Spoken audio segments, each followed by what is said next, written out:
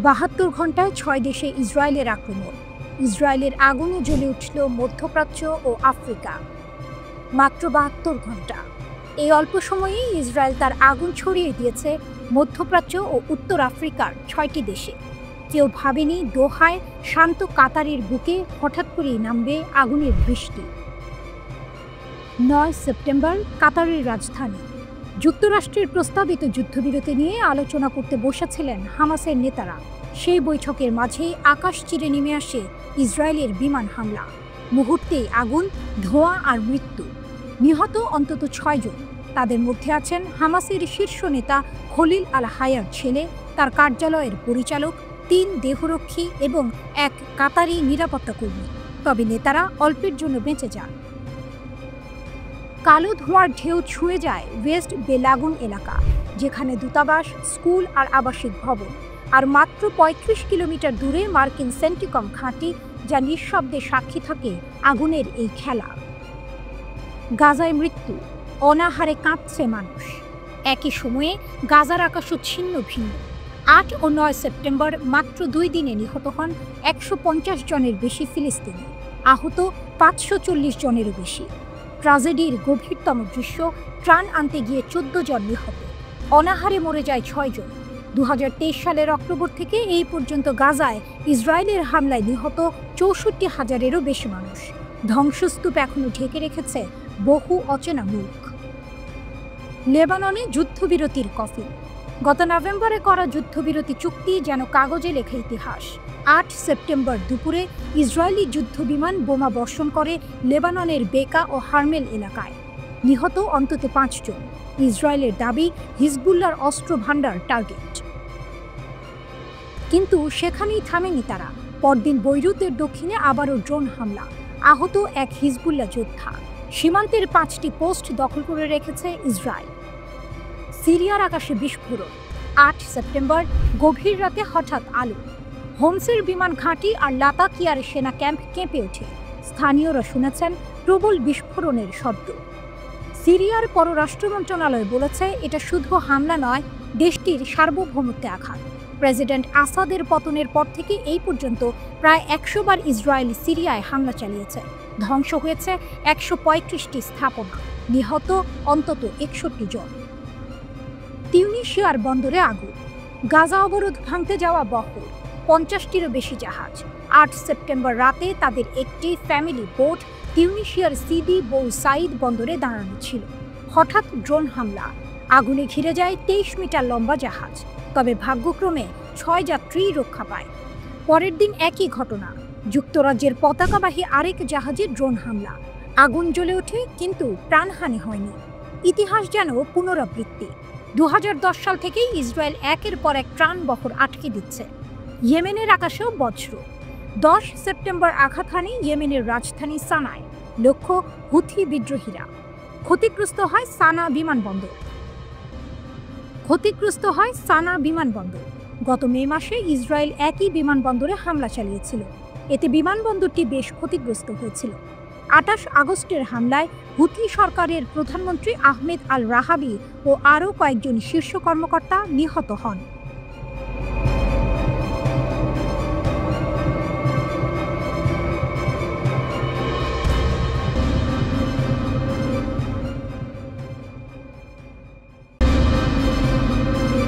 Iran ও ইসরায়েলের সম্ভাব্য missile যুদ্ধে পরবর্তী আঘাত কেমন হবে? আকাশে গর্জে উঠছে মিসাইলের শব্দ। একসময় যারা অস্ত্র হিসেবে ড্রোন ও ক্ষেপণাস্ত্র ব্যবহার করত, আজ তারা এক নতুন শক্তি হয়ে উঠে এসেছে।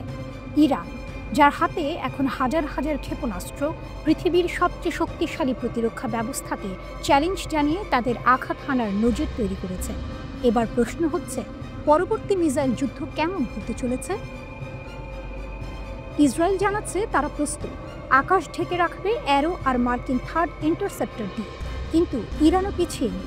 তাদের হাতে হাজারো ক্ষেপণাস্ত্র, সেগুলি মাটির নিচে লুকানো রয়েছে। একবার মুক্ত হলে এই অস্ত্রগুলো শুধু ধ্বংসই ছড়াবে। তবে বাস্তবতা কিছুটা আলাদা। ইসরায়েল গত জুন মাসে ইরানের আকাশ প্রতিরক্ষা ব্যবস্থা ভেঙে দিয়ে বেশ কয়েকটি ক্ষেপণাস্ত্র কারখানা ও রাডার স্টেশন ধ্বংস করেছিল। কিন্তু ইরান তাদের শক্তি ছাড়েনি। তারা এখনও 1000-এরও বেশি ব্যালিস্টিক ক্ষেপণাস্ত্র এবং এক নতুন প্রজন্মের অস্ত্র হাতে রেখেছে। যুদ্ধের পর তারা নিজেকে আরও শক্তিশালী করে তুলেছে, ক্ষেপণাস্ত্রের নির্ভুলতা বাড়িয়েছে, সংখ্যা বৃদ্ধি করেছে। তবে এখন সবচেয়ে বড় প্রশ্ন, পরবর্তী সংঘর্ষে কে জয়ী হবে? প্রতিরক্ষা প্রযুক্তি নাকি আক্রমণাত্মক অস্ত্র ভাণ্ডার?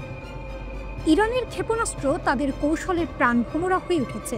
12 দিনের যুদ্ধে ইরানি মিসাইল ইসরায়েলের প্রতিরক্ষা ভেদ করে হামলা চালিয়েছে। শুধু বাড়িঘরই নয়, সামরিক স্থাপনাতেও আঘাত হেনেছে। ইরান জানিয়ে দিয়েছে তারা এখন শুধুমাত্র আক্রমণাত্মক নয়, প্রতিরক্ষা ব্যবস্থা ভাঙতে সক্ষম। এদিকে ইসরায়েলি প্রতিরক্ষা ব্যবস্থা অত্যন্ত শক্তিশালী, কিন্তু ইরান যদি তাদের ক্ষেপণাস্ত্রের নির্ভুলতা আরও বাড়িয়ে দেয় বা নতুন প্রযুক্তি যুক্ত করে, তাহলে কি ইসরায়েল তাদের আকাশ প্রতিরক্ষা ব্যবস্থা বজায় রাখতে পারবে? প্রশ্ন উঠছে, ইরানের প্রযুক্তি উন্নত হলে ইসরায়েলের প্রতিরক্ষা কতটা টিকবে? ইরান এখন এমন এক পরিস্থিতি তৈরি করতে চায় যেখানে ইসরায়েলের প্রতিরক্ষা ব্যবস্থার কোনো জবাব থাকবে না। তাদের ক্ষেপণাস্ত্রগুলির সংখ্যা বৃদ্ধি, উন্নত প্রযুক্তি আর সঠিক সময়ে আক্রমণ, এগুলোই ইরানের শক্তি। অন্যদিকে ইসরায়েল দ্রুততম সময়ের মধ্যে প্রতিরক্ষা ব্যবস্থা শক্তিশালী করতে যাচ্ছে। তারা লেজার অস্ত্র, স্যাটেলাইট প্রযুক্তি ব্যবহারের চেষ্টা করছে, কিন্তু এই প্রযুক্তিগুলোর বাস্তবায়ন সময় সাপেক্ষ। এখানেই মূল টুইস্ট। অর্থনীতি ও প্রযুক্তির দিক দিয়ে কি ইরান এগিয়ে থাকবে? তাদের ক্ষেপণাস্ত্রের দাম অনেক কম, যেখানে প্রতিরক্ষা ব্যবস্থার খরচ কয়েক মিলিয়ন ডলার। ইরান একসঙ্গে হাজারো মিসাইল ছুড়লেও খরচ হবে কম। অন্যদিকে ইসরায়েলকে প্রতিটি আক্রমণ ঠেকাতে হাজার হাজার ডলার খরচ করতে হবে।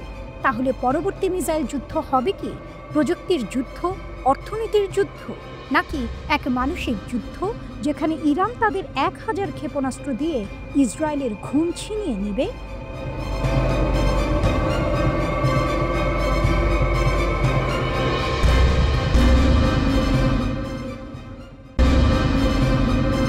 বিশ্বের রাজনৈতিক অঙ্গনে তুমুল উত্তেজনা। ইরান, যে দেশটির সামনে এক নতুন ইতিহাস রচনার মুহূর্ত, এখন দাঁড়িয়ে আছে এক কঠিন সিদ্ধান্তের মুখে। সেপ্টেম্বরের শেষ সপ্তাহের মধ্যে জাতিসংঘের স্ন্যাপব্যাক নিষেধাজ্ঞা ফিরিয়ে আনা হতে পারে। এই মুহূর্তে ইরান কি এক নতুন শক্তি হিসেবে উঠে আসবে? ইরানের প্রকৃত লাইফলাইন। বিশ্বের প্রতিযোগিতামূলক রাজনৈতিক অঙ্গনে ইরান নিজেকে কেবল পশ্চিমাদের চাপ থেকে মুক্ত করতে নয়, বরং এক নতুন শক্তির ক্ষমতা হিসেবে প্রতিষ্ঠিত করতে চায়। ইরানের পরমাণু কর্মসূচি নিয়ে আন্তর্জাতিক বিতর্ক আজ নতুন এক পরিণতির দিকে এগোচ্ছে। বিশেষ করে যুক্তরাষ্ট্র এবং ইসরায়েল একে বড় একটি হুমকি মনে করে। গত কয়েক বছর ধরেই ইরানকে লক্ষ্য করে নানা ধরনের নিষেধাজ্ঞা চাপানো হচ্ছে। এদিকে ইরান পারমাণবিক অস্ত্রের যাত্রায় থেমে নেই। তাদের হাতে এখন পর্যন্ত প্রায় 441 কেজি উচ্চমাত্রার ইউরেনিয়াম মজুত রয়েছে, যেটি 10টি পারমাণবিক বোমার উপাদান হতে পারে। ইরান অবশ্য অভিযোগ অস্বীকার করেছে, জানিয়ে দিয়েছে যে 2018 সালে যুক্তরাষ্ট্র একতরফা চুক্তি ভেঙে যাওয়ার পর তারা এই পদক্ষেপ নিয়েছে। কিন্তু এই অচল অবস্থায় ইরান নিজের পরমাণু শক্তি আরও দৃঢ় করতে নতুন কৌশল নিয়ে এগিয়ে যাচ্ছে। তবে পশ্চিমের চাপের মধ্যে ইরান চীন ও রাশিয়ার হাত ধরে নতুন কৌশল তৈরি করছে। এটি তাদের পূর্বমুখী কূটনীতি হিসেবে পরিচিত। গত মাসের সাংহাইতে ইরানের প্রেসিডেন্ট মাসুদ পেজেশকিয়ান চীন ও রাশিয়ার নেতাদের সঙ্গে একের পর এক বৈঠক করেছেন। চীনের প্রেসিডেন্ট শি জিনপিং এর সাথে বৈঠকে ইরান ঘোষণা করেছে তারা 25 বছরের কৌশলগত চুক্তি বাস্তবায়নে প্রস্তুত। রাশিয়ার প্রেসিডেন্ট পুতিনের সঙ্গেও একই বার্তা দেওয়া হয়েছে। এই কৌশলগত সঙ্গী হতে চায় চীন ও রাশিয়া, কিন্তু প্রশ্ন উঠছে তাদের মধ্যে সত্যিই কতটা সহযোগিতা থাকবে? অতীতে ইরান এই দুটি দেশকে সহযোগিতা হিসেবে দেখেছে, তবে কার্যত বাস্তবতায় সেটি সফল হয়নি। বিশ্লেষকরা বলছেন এই নতুন কূটনৈতিক পথকে আবারও ইরানকে একই পথে ফেলবে, কারণ অতীতে ব্যাংকিং জটিলতা, পশ্চিমের চাপ এবং কর্পোরেট দ্বিধার কারণে ইরানের পূর্বমুখী কৌশল ফলপ্রসূ হয়নি। এবার কি ইরান হবে এক নতুন শক্তি? চীন ও রাশিয়ার কৌশলগত সহযোগিতা অনেকেই একে ইরানের লাইফলাইন বলে মনে করছে। তাতে ইরান মেলে রাখতে পারবে অর্থনৈতিক মুক্তি, নতুন প্রযুক্তি এবং অবকাঠামো। তবে সমালোচকরা বলছেন এর ফলে ইরান পশ্চিমা প্রভাব থেকে মুক্ত হয়ে আবার নতুন করে মস্কো এবং বেইজিংয়ের প্রভাবের কাছে বন্দী হতে পারে। আলোর পথ অথবা অন্ধকার, এখন ইরান এক ঐতিহাসিক সন্ধিক্ষণে। আর এর মধ্যে রয়েছে শুধু পরমাণু কর্মসূচির ভবিষ্যৎ নয়, বরং আয়াতুল্লাহ আল খামিনির শাসনামলের কৌশল। যে সিদ্ধান্তগুলো আজ নেওয়া হচ্ছে তা আগামী দিনের ইরানকে পরিপূর্ণভাবে পরিবর্তিত করতে পারে।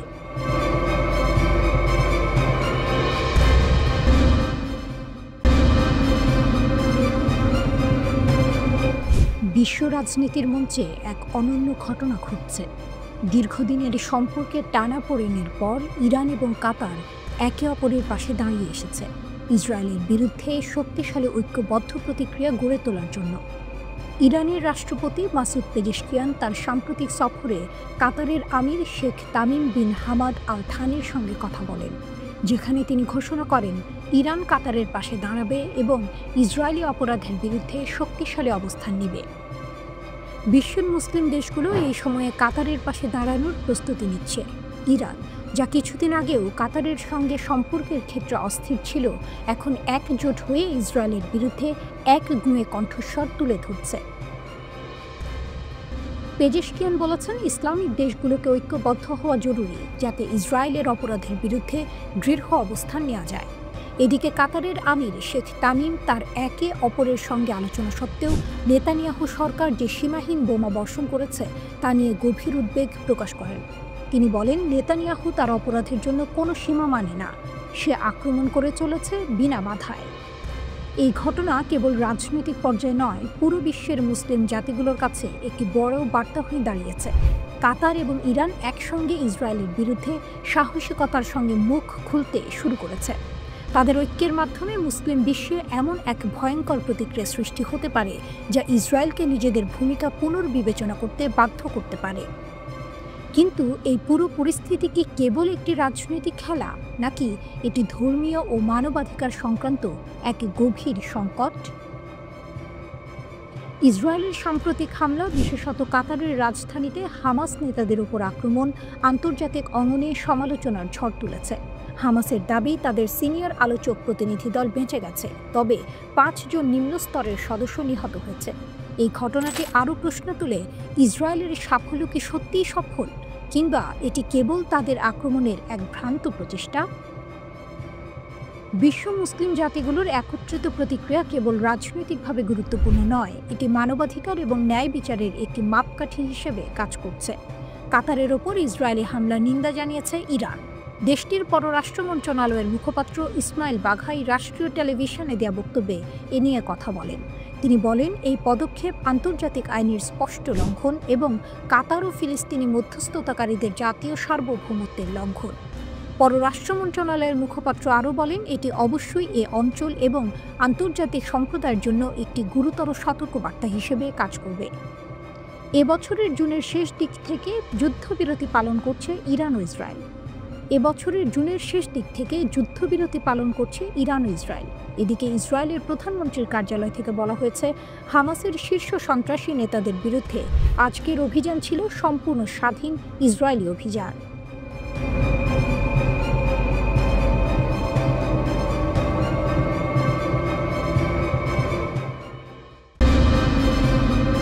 ইরান ও ইসরায়েলের পারমাণবিক তুমুল উত্তেজনা, পরবর্তী অধ্যায়ের রূপ কি? মধ্যপ্রাচ্যের আকাশে কি আবারও বজ্রপাতের মতো ছড়িয়ে পড়ছে উত্তেজনার আগুন?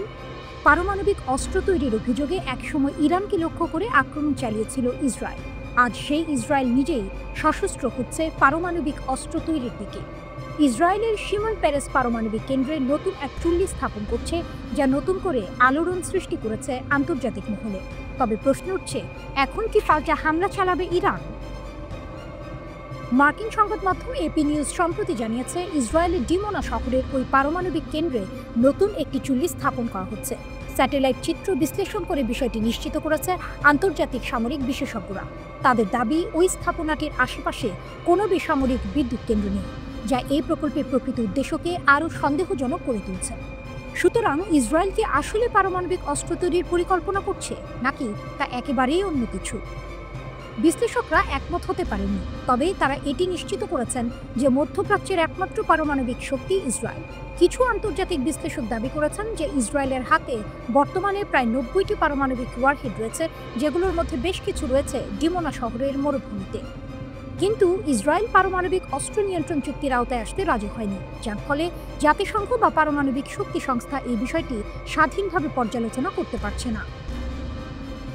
চলতি বছরের জুনে ইসরায়েল আবারও ইরানের পারমাণবিক ও সামরিক স্থাপনাগুলিতে বিমান হামলা চালিয়েছে, ইরান পারমাণবিক অস্ত্র তৈরি করছে এমন অজুহাত দিয়ে। যদিও ইসরায়েল এই দাবির পক্ষে কোনো প্রমাণ হাজির করতে পারেনি, কিন্তু আন্তর্জাতিক সংস্থাগুলি দাবি করছে ইরান যে পরিমাণ ইউরেনিয়াম সংগ্রহ করেছে তাতে তারা খুব দ্রুত 6টি পারমাণবিক অস্ত্র তৈরি করতে পারবে। এখন একটি নতুন প্রশ্ন উঠছে, ইরান কি এখন পারমাণবিক অস্ত্র তৈরির প্রস্তুতি নিচ্ছে? এবং যদি তা সত্যি হয় তাহলে ইসরায়েলের আগ্রাসনের জবাব কেমন হবে? ইরানের সামরিক বাহিনী তার প্রস্তুতি সম্পূর্ণ করে ফেলেছে। ইরানের পররাষ্ট্রমন্ত্রী আব্বাস আরাকচি সতর্ক করে দিয়েছেন, ইসরায়েল যদি আবারও কোনো ষড়যন্ত্র করে তাহলে তার জবাব হবে পূর্বের চেয়ে আরও ভয়াবহ। ইরানের প্রতিরক্ষা ব্যবস্থাও এখন অনেক শক্তিশালী হয়ে উঠেছে, বিশেষ করে তাদের ব্যালিস্টিক মিসাইল ক্ষমতা এবং সাইবার নিরাপত্তা ব্যবস্থার উন্নতি। একদিকে ইসরায়েল নিজের পারমাণবিক অস্ত্র বাড়াচ্ছে, অন্যদিকে ইরানের প্রতিশোধ নিতে প্রস্তুত। এই অবস্থায় আগামী দিনগুলোতে কি ঘটবে? ইরান নিজের ক্ষেপণাস্ত্র কার্যক্রম আরও নিখুঁত করে তুললে কি ইসরায়েল তাদের আকাশ প্রতিরক্ষা ব্যবস্থা টিকিয়ে রাখতে পারবে? এখনই বলা যাচ্ছে না, তবে বাস্তবতা হলো এ ধরনের উত্তেজনা মধ্যপ্রাচ্যকে আরও অস্থিতিশীল করে তুলতে পারে। দুই শক্তিশালী দেশের মধ্যে এই পারমাণবিক প্রতিযোগিতা শুধু যুদ্ধের গতি নয়, অর্থনীতি, প্রযুক্তি এবং সামরিক গতির প্রতিযোগিতাও হয়ে উঠবে।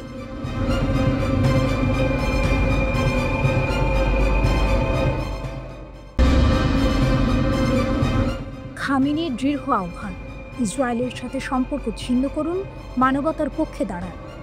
এটি ছিল একটি ঐতিহাসিক মুহূর্ত, যেখানে তেহরানের প্রাসাদে আয়াতুল্লাহ আলী খামেনির কণ্ঠে বেজে উঠল এক শক্তিশালী বার্তা, যা শুধু ইরান নয় বরং পুরো মুসলিম বিশ্বের জন্য একটি নতুন পথ নির্দেশনা হয়ে দাঁড়ালো। গাজার যুদ্ধের ভেতরে শিশুদের কান্না দেখে খামেনি আর চুপ থাকতে পারেননি। তার কণ্ঠে ছিল দৃঢ়তা এবং আবেগের মিশ্রণ, একটি নতুন সংকল্পের ঘোষণায় ভরা। আজ আমরা দাঁড়িয়ে আছি মানবতার পক্ষে প্রশ্ন করার সময়, কোথায় দাঁড়াবো আমরা? এবং এর সাথে সাথেই সবার চোখে গড়িয়ে পড়ল সেই বাস্তবতা। গাজার ভূমিতে যেভাবে বর্বরতা চলছে সেটা শুধুমাত্র ইসরায়েলের দোষ নয়, বরং তাদের সমর্থকদেরও। খামেনির কথা স্পষ্ট, ইসলামী বিশ্বের প্রতিটি দেশকে, বিশেষ করে মুসলিম দেশগুলোর কাছে আহ্বান জানিয়ে বললেন, ইসরায়েলের সঙ্গে সব সম্পর্ক ছিন্ন করতে হবে। কথাটি ছিল কেবল এক স্লোগান নয়, এটি ছিল এক দাওয়াত, এক সাহসী পদক্ষেপের ডাক। এই পদক্ষেপের মাধ্যমে তিনি মুসলিম রাষ্ট্রগুলোর কাছে রক্তাক্ত গাজার প্রতি সমর্থন জানানোর আহ্বান জানালেন। খামেনি জানালেন, ইসরায়েল পৃথিবীর সবচেয়ে ঘৃণিত শাসন ব্যবস্থা এবং একে বিচ্ছিন্ন করলেই গাজার দুঃখ কিছুটা হলেও শোনা যাবে। বিশ্বের কাছে ইরান চ্যালেঞ্জ ছুড়ে দিল, যদি সবাই একযোগে এই শাসন ব্যবস্থার বিরুদ্ধে আওয়াজ উঠবে তবে এই অপরাধের ধারাকে রুখে দেওয়া সম্ভব হবে। খামেনি শুধু ইসরায়েলের বিরুদ্ধে ঘোষণা দেননি, তিনি ইরানের ভেতরের চ্যালেঞ্জগুলো উত্থাপন করেছিলেন।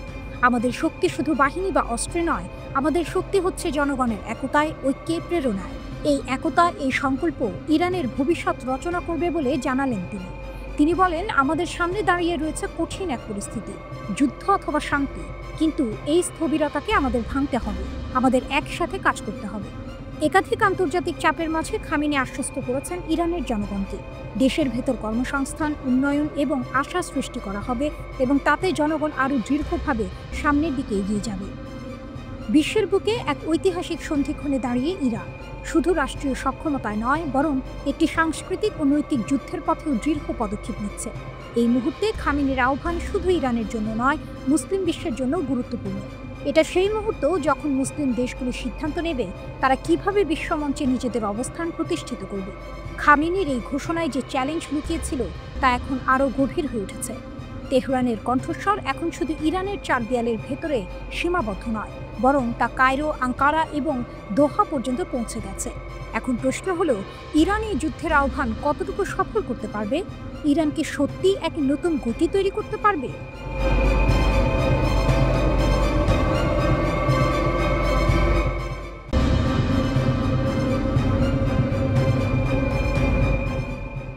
দোহায় আগুন, বন্ধু আমেরিকার চোখের সামনেই কাতারে ইসরায়েলের ঝড়। একটা রাত, একটা মুহূর্ত, তারপরই আকাশ ছিঁড়ে 15টি যুদ্ধবিমান ঢুকে পড়ল দোহার প্রাণকেন্দ্রে।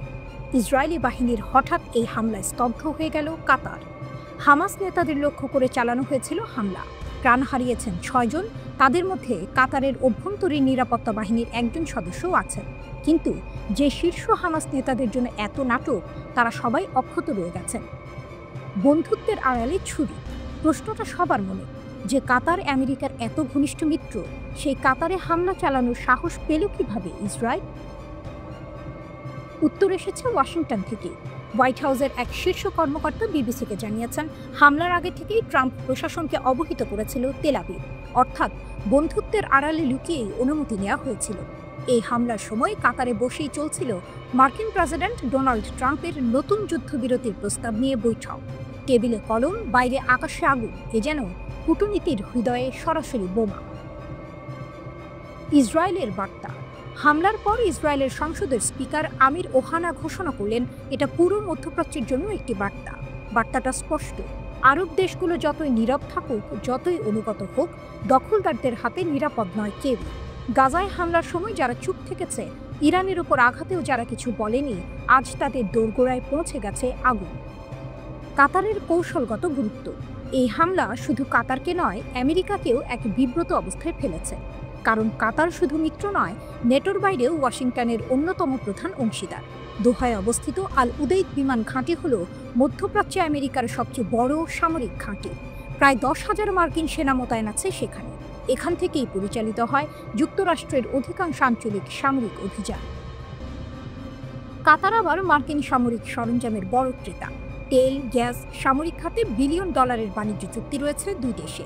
আফগানিস্তান থেকে মার্কিন সেনা প্রত্যাহার হোক বা ইসরায়েল হামাস সংঘাতের মধ্যস্থতা, প্রতিটি বড় ইস্যুতেই ওয়াশিংটন নির্ভর করেছে দোহারের উপর। জটিল সম্পর্কের জাল। কাতারের সঙ্গে ইসরায়েলের সম্পর্ক প্রকাশ্যে নেই, কিন্তু আড়ালে আছে এক জটিল সহযোগিতা।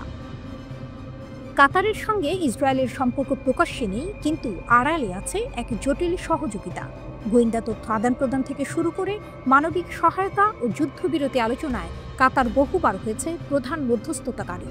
জিম্মি বিনিময়, অর্থ সাহায্য, এমনকি ইসরায়েলি কর্মকর্তাদের কাতারে যাতায়াত, সবই ঘটেছে এই ছায়া সম্পর্কের ভেতরে। কিন্তু এবারে সেই দোহাই আক্রমণের মঞ্চে পরিণত হল। শেষ প্রশ্ন। হামলায় প্রাণ হারালেন 6 জন, রক্ষা পেলেন হামাসের বড় নেতারা, বার্তা দিল ইসরায়েল, অনুমতি দিল যুক্তরাষ্ট্র। এখন প্রশ্নটা সবার সামনে, যে কাতার এতদিন ছিল আলোচনার টেবিলের মধ্যস্থতাকারী, সে কি এখন নিজেই যুদ্ধক্ষেত্রের এক পক্ষ হয়ে উঠছে? দোহায় আগুনের ধোঁয়া মিলিয়ে গেলেও মধ্যপ্রাচ্যের আকাশে এখনও ভেসে আছে সেই প্রশ্ন।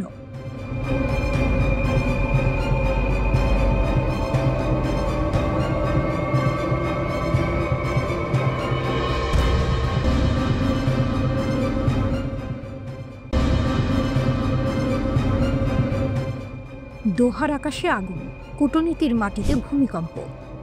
একটা রাত, একটা গর্জন, তারপরে যেন থরথর করে কেঁপে উঠল দোহা। ইসরায়েলের বিমান হামলায় ফিলিস্তিনি প্রতিরোধ আন্দোলনের নেতারা ছিল মূল লক্ষ্য, কিন্তু আঘাত লাগল কাতারের হৃদয়ে। প্রথমবারের মতো কাতারের মাটিতে এমন হামলায় প্রাণ হারালো অন্তত 6 জন। হামাস নেতারা বলছেন অন্তত 5 জন নিহত, কিন্তু যাদের উদ্দেশ্য করে হামলা চালানো হয়েছিল সেই হামাস নেতারা সবাই বেঁচে গেছেন। আন্তর্জাতিক গণমাধ্যম এই তথ্য নিশ্চিত করেছে। হামলার দায়ও স্বীকার করেছে ইসরায়েল। সার্বভৌমত্বে আগুন। বিস্ফোরণের পরপরই ক্ষোভ ঝড়ের মতো ছড়িয়ে পড়ে দোহায়। কাতারের পররাষ্ট্রমন্ত্রী শেখ মোহাম্মদ বিন আব্দুল রহমান আল থানি স্পষ্ট জানিয়ে দিলেন, আমাদের সার্বভৌমত্বে আঘাত সহ্য করব না, কাতারের জবাব দেওয়ার অধিকার আছে। তিনি ইসরায়েলের এই হামলাকে বললেন রাষ্ট্রীয় সন্ত্রাসবাদ। শুধু নিন্দা নয়, দোহা কি প্রস্তুত সামরিক জবাব দিতেও? একই সঙ্গে ইসরায়েলকে আইনি কাঠগড়ায় দাঁড় করাতে গঠন করা হয়েছে একটি বিশেষ দল। আল থানির ভাষায়, ইসরায়েলকে বাগে আনতে হলে মধ্যপ্রাচ্যের দেশগুলোকে এখনই একজোট হতে হবে। বিশ্ব এক সন্ধিক্ষণে দাঁড়িয়ে আছে। এই বর্বরতা থামাতে হলে প্রতিটি অঞ্চলেরই প্রতিক্রিয়া জানানো জরুরি। হঠাৎ বদলে যাওয়া কূটনীতি। হামলার মুহূর্তে হামাস নেতারা আসলে শান্তি আলোচনা করছিলেন। মার্কিন মধ্যস্থতায় যুদ্ধবিরতির বিষয়ে কাতারে বৈঠক চলছিল। ঠিক তখনই মাথার উপর আছড়ে পড়ে আগুনের গোলা। এ যেন কূটনীতির টেবিলে বসে থাকা মানুষদের জন্য মৃত্যুর বার্তা। দোহা ক্ষোভে ফুঁসে উঠলেও আসল ধাক্কা খেল মার্কিন প্রস্তাবিত শান্তি প্রক্রিয়া। আমিরের ফোন, ট্রাম্পের প্রতিক্রিয়া। কাতারের আমির শেখ তামিম বিন হামিদ আল থানি ফোন তুললেন। অপর প্রান্তে ছিলেন মার্কিন প্রেসিডেন্ট ডোনাল্ড ট্রাম্প। আমির সাফ জানালেন এটা এক বেপরোয়া সন্ত্রাসী হামলা। ট্রাম্পও স্বীকার করলেন কাতারের সার্বভৌমত্বে আঘাত করা হয়েছে, তবে তিনি সমাধান খুঁজলেন কূটনীতির পথে। বললেন মধ্যপ্রাচ্যের সংকট সমাধান করতে হবে আলোচনার টেবিলে। কিন্তু দোহা মনে করছে শুধু আলোচনার সময় শেষ হয়ে গেছে, এবার প্রয়োজন প্রতিরোধের ভাষা। কে কাকে জানালো? সবচেয়ে বড় প্রশ্ন উঠছে যুক্তরাষ্ট্রকে ঘিরে। ওয়াশিংটনের দাবি, মার্কিন সামরিক বাহিনী হামলার খবর পেয়ে কাতারকে জানিয়েছে যাতে প্রস্তুতি নিতে পারে, কিন্তু দোহা বলছে একেবারে উল্টো কথা। তাদের সঙ্গে যোগাযোগ করা হয়েছে বিস্ফোরণের শব্দ পাওয়ার পর, আগে নয়। এই বিরোধী দাবি নতুন বিভ্রান্তি ছড়াচ্ছে। কাতার কি সত্যিই অন্ধকারে রাখা হয়েছিল, নাকি আসল সত্য গোপন করছে অন্য কেউ? নাটকের শেষ প্রশ্ন, হামলার দায় নিয়েছে ইসরায়েল। কাতার বলছে এই বর্বরতা উপেক্ষা করা চলবে না। মার্কিন যুক্তরাষ্ট্র আবার শান্তি আলোচনার পথে হাঁটতে চাইছে। কিন্তু দোহার রাস্তায় আজ যে প্রশ্নটা ঘুরছে, এই হামলার জবাব কি শুধু কূটনীতির কালি দিয়েই লেখা হবে, নাকি শিগগির দেখা দেবে প্রতিশোধের আগুন?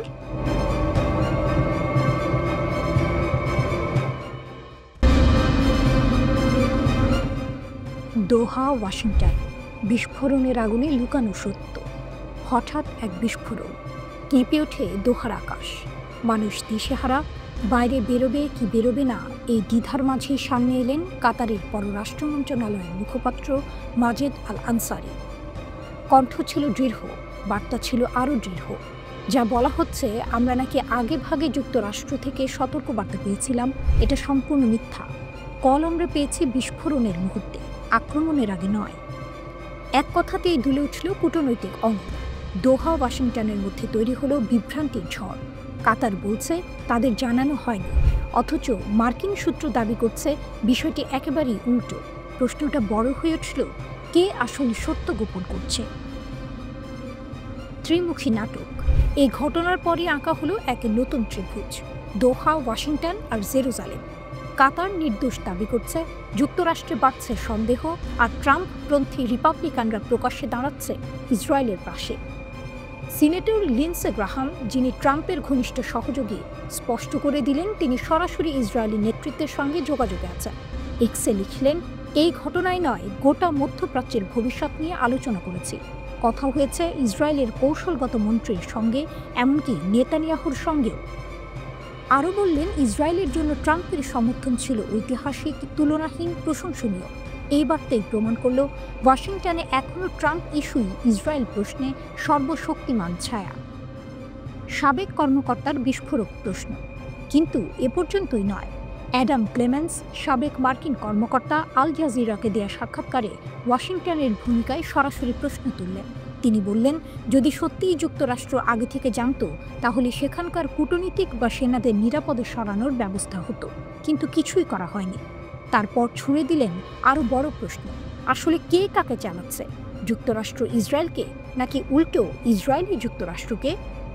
এই কথাতেই যেন কূটনৈতিক নাটকের মোড় ঘুরল। জাতিসংঘে কাতারের হুঙ্কার।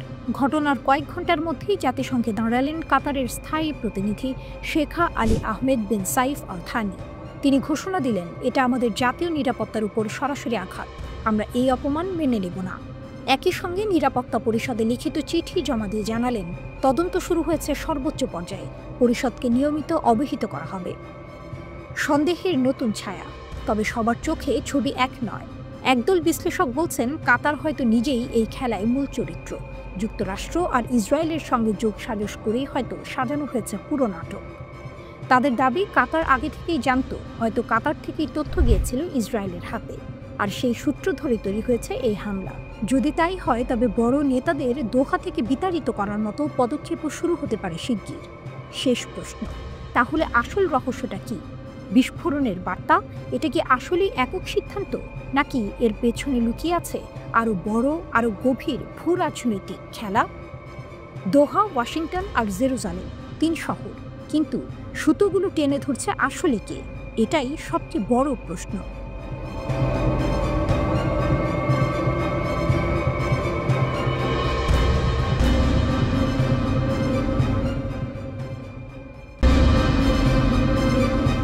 রাতের নিকষকাল অন্ধকারে গাজা উপত্যকা তখনও আর্তনাদ করছে।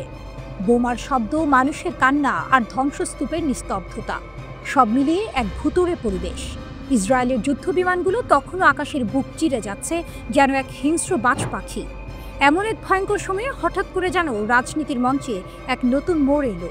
যে সৌদি আরবকে ইসরায়েলের মিত্র বলে মনে করা হচ্ছিল, সেই সৌদি আরবই এবার ইসরায়েলের গাজা দখলের পরিকল্পনার বিরুদ্ধে মুখ খুলল। সৌদি আরবের পররাষ্ট্র মন্ত্রণালয় এক বিবৃতি প্রকাশ করে, যা মধ্যপ্রাচ্যের রাজনীতিতে রীতিমতো ঝড় তুলে দেয়। বিবৃতিতে বলা হয়, সৌদি আরব ইসরায়েলের গাজা দখলের পরিকল্পনাকে সবচেয়ে কঠোর ভাষায় নিন্দা জানাচ্ছে। এই বিবৃতি শুধু কথার কথা ছিল না, এর পেছনে ছিল এক গভীর অভিযোগ। রিয়াদ অভিযোগ করে, ইসরায়েল গাজায় ফিলিস্তিনিদের অনাহারে রাখা, নৃশংস আচরণ এবং জাতিগত নিধনের মতো অপরাধ করছে। এই ঘটনাগুলো আন্তর্জাতিক আইন ও মানবাধিকারের স্পষ্ট লঙ্ঘন। এই ঘটনার টুইস্ট আসে যখন একই সময় ইরাক ও ইসরায়েলের এই পরিকল্পনার বিরুদ্ধে অবস্থান নেয়। ইরাকের পররাষ্ট্র মন্ত্রণালয় ইসরায়েলের এই পদক্ষেপকে যুদ্ধাপরাধ বলে আখ্যা দেয়। তারা দাবি করে, এই পরিকল্পনার মাধ্যমে ইসরায়েল নিরপরাধ মানুষের বিরুদ্ধে ক্ষুধার নীতি, বাস্তুচ্যুত করা এবং গণহত্যার মতো নীতি গ্রহণ করেছে। ইরাক ফিলিস্তিনিদের জেরুজালেমকে রাজধানী করে একটি স্বাধীন রাষ্ট্র প্রতিষ্ঠার অধিকারের প্রতি তাদের দৃঢ় সমর্থন পুনর্ব্যক্ত করে। কিন্তু এখানেই গল্প শেষ নয়, বরং এর আরেকটি দিক ছিল। যখন সৌদি আরব এবং ইরাক ইসরায়েলের বিরুদ্ধে সোচ্চার, তখন ইসরায়েলের ভেতরের খবর বাইরে আসতে শুরু করে। টাইমস অফ ইসরায়েলের একটি প্রতিবেদনে জানা যায়, ইসরায়েলের নিরাপত্তা মন্ত্রিসভা আসলে গাজা দখলের পরিকল্পনা অনুমোদন করেছে। একই সাথে তারা যুদ্ধক্ষেত্রের বাইরে থাকা বেসামরিকদের জন্য মানবিক সহায়তা দেওয়ারও সিদ্ধান্ত নিয়েছে। এই মানবিক সহায়তা প্যাকেজটি ছিল এক ধরনের ধোঁয়া, যার আড়ালে লুকিয়েছিল ইসরায়েলের আসল উদ্দেশ্য। প্রতিবেদনে আরও বলা হয়, হামাসের সাথে যুদ্ধবিরতির বিনিময়ে ইসরায়েল কিছু শর্ত দিয়েছে। এই শর্তগুলো ছিল হামাসকে নিরস্ত্রীকরণ, জিম্মিদের ফেরত আনা, গাজা উপত্যকার নিরস্ত্রীকরণ, গাজায় ইসরায়েলের নিরাপত্তা নিয়ন্ত্রণ এবং সবচেয়ে গুরুত্বপূর্ণ হল গাজার শাসন হামাস বা ফিলিস্তিনি কর্তৃপক্ষের বদলে বিকল্প কোনো বেসামরিক সরকারের হাতে হস্তান্তর করা। এই শর্তগুলো থেকে বোঝা যায়, ইসরায়েল গাজাকে নিজেদের নিয়ন্ত্রণে রাখতে চায় এবং হামাসকে ক্ষমতা থেকে সরাতে চায়। অন্যদিকে এই শর্তগুলো থেকে বোঝা যায়, ইসরায়েল গাজাকে নিজেদের নিয়ন্ত্রণে রাখতে চায় এবং হামাসকে ক্ষমতা থেকে সরাতে চায়। অন্যদিকে সৌদি আরব এবং ইরাকের এই প্রতিবাদ আন্তর্জাতিক অঙ্গনে ইসরায়েলকে আরও কোণঠাসা করে তুলেছে। এখন দেখার বিষয়, এই পরিস্থিতিতে আন্তর্জাতিক সম্প্রদায় কী ভূমিকা নেয় এবং ফিলিস্তিনিদের ভাগ্যে কী লেখা আছে। এই ঘটনাগুলো যেন এক জটিল নাটকের মঞ্চ সাজিয়েছে, যেখানে প্রতিটি চরিত্রেই রয়েছে ভিন্ন ভিন্ন উদ্দেশ্য, আর দর্শকদের মনে তৈরি হচ্ছে নতুন নতুন প্রশ্ন।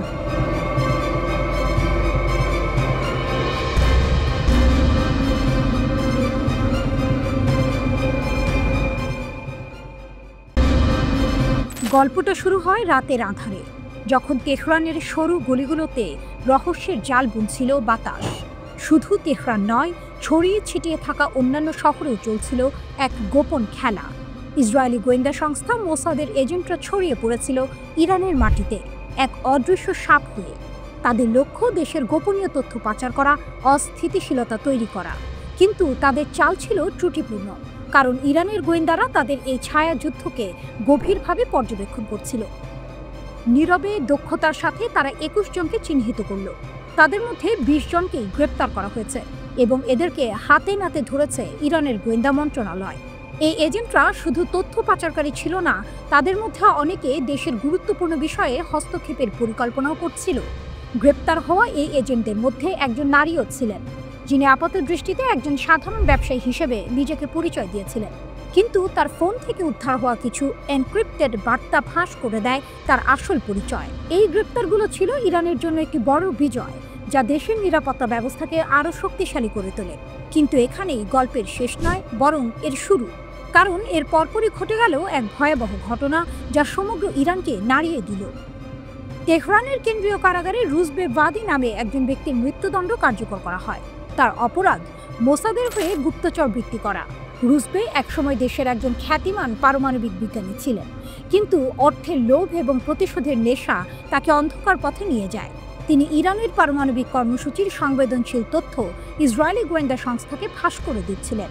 তার মৃত্যুদণ্ড ছিল এক কঠোর বার্তা। ইরানের বিচার বিভাগ স্পষ্ট করে দেয়, দেশের নিরাপত্তার সাথে কোনো আপোষ নয়।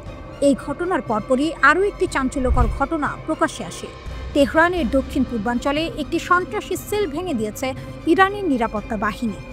Islamic Republic news agency IRNA অনুসারে এই সেলটি মোসাহেদিন ই খালক অর্গানাইজেশন MKO এর সাথে সম্পর্কিত ছিল। এই দলটি জনশৃঙ্খলা বিঘ্নিত করার এবং অস্থিতিশীলতা সৃষ্টির পরিকল্পনা করছিল। তবে তাদের পরিকল্পনা ব্যর্থ হয়ে যায়। পাকদাসেত কাউন্টির গভর্নর মোহাম্মদ হাসানপুর জানান 3 সদস্যের এই দলটিকে গ্রেপ্তার করা হয়েছে এবং তাদের জিজ্ঞাসাবাদ চলছে। এই 3টি ঘটনা একে অপরের সাথে সম্পর্কযুক্ত ছিল। এটা যেন এক বিশাল ষড়যন্ত্রের 3টি ভিন্ন অংশ। প্রথমে মোসাদের এজেন্ট গ্রেপ্তার, তারপর একজন পারমাণবিক বিজ্ঞানীর মৃত্যুদণ্ড এবং সবশেষে একটি সন্ত্রাসী সেলের পতন। এর পেছনের মূল উদ্দেশ্য ছিল ইরানি নিরাপত্তা ব্যবস্থাকে ভেঙে দেয়া এবং দেশে বিশৃঙ্খলা তৈরি করা। কিন্তু ইরান তার গোয়েন্দা নেটওয়ার্কের মাধ্যমে এই চক্রান্তগুলোকে একের পর এক নস্যাৎ করে দিয়েছে। এই ঘটনাগুলো থেকে একটি বিষয় পরিষ্কার, ইরানের সরকার দেশের নিরাপত্তা নিশ্চিত করতে দৃঢ় প্রতিজ্ঞ। বিচার বিভাগের প্রধান গোলাম হোসেন মোসেনি এজেই বারবার জোর দিয়ে বলেছেন, গুপ্তচর বৃত্তির মতো অপরাধের সাথে কোনো আপোষ করা হবে না। দেশের বিচার বিভাগ ও নিরাপত্তা বাহিনী ঐক্যবদ্ধভাবে কাজ করছে। এখন প্রশ্ন হচ্ছে, এই ঘটনাগুলোর পর মোসাদকে আবারও নতুন কোনো চাল চালবে, নাকি তারা তাদের কৌশল পরিবর্তন করতে বাধ্য হবে?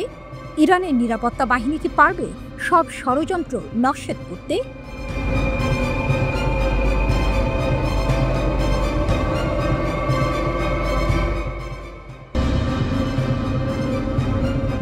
কাতারের রাজধানী দোহায় ইসরায়েলি হামলা গোটা মধ্যপ্রাচ্যকে এক নতুন সংকটের দিকে ঠেলে দিয়েছে।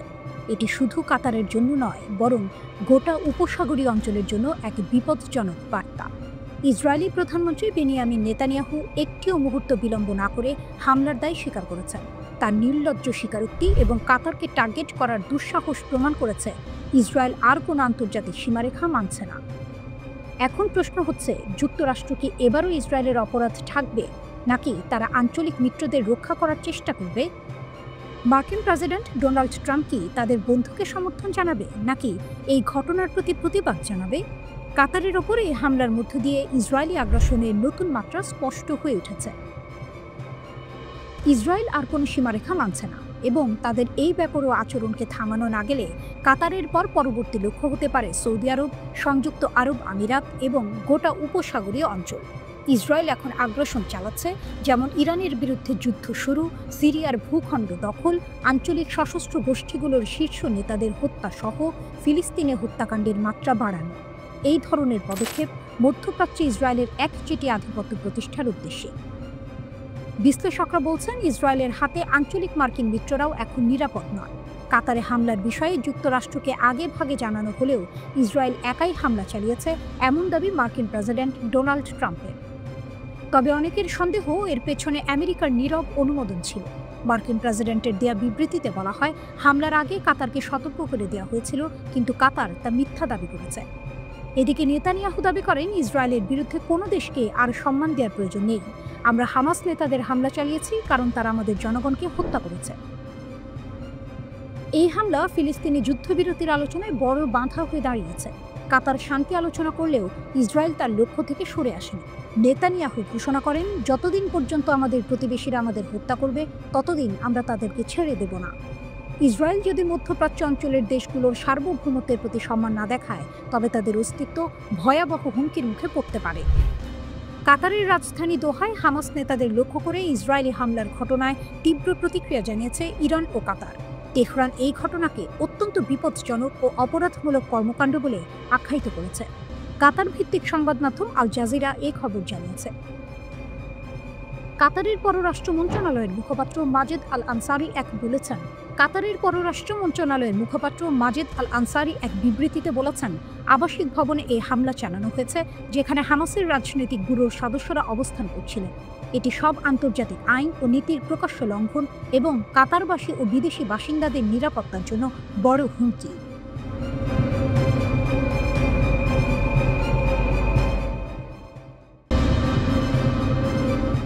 চীনের ভয়াবহ সাইবার হামলা, তথ্য চুরি না বিশ্ব নিয়ন্ত্রণের পরিকল্পনা? বিশ্বের সবচেয়ে শক্তিশালী দেশটির বিরুদ্ধে ইতিহাসের সবচেয়ে ভয়াবহ সাইবার হামলা চালিয়েছে চীন। প্রভাবশালী গণমাধ্যম নিউ ইয়র্ক টাইমস সম্প্রতি প্রকাশ করেছে যে চীনের সরকার সমর্থিত সাইবার হ্যাকার গোষ্ঠী সল টাইফুন যুক্তরাষ্ট্রের একাধিক গুরুত্বপূর্ণ সেক্টরের মধ্যে অনুপ্রবেশ করেছে। এমনকি 2024 সালের নির্বাচনী প্রচারণায়ও আঘাত হেনেছে তারা। ডোনাল্ড ট্রাম্প এবং জেডি ভ্যান্সের ফোনও এদের কবলে পড়েছে। এই সাইবার হামলার ফলে চীন হয়তো শুধু তথ্য চুরি করেনি, বরং একটা গভীর পরিকল্পনা বাস্তবায়নের দিকে এগিয়ে যাচ্ছে। তবে প্রশ্ন হচ্ছে, চীনের আসল লক্ষ্য কি শুধুই তথ্য চুরি, নাকি ইনফরমেশনকে অস্ত্র বানিয়ে গোটা বিশ্বকে নিজেদের নিয়ন্ত্রণে নেওয়ার মহা পরিকল্পনা করছে বেইজিং? সল্ট টাইফুন গোষ্ঠী গত এক বছরে অন্তত ৮০টি দেশে সাইবার হামলা চালিয়েছে।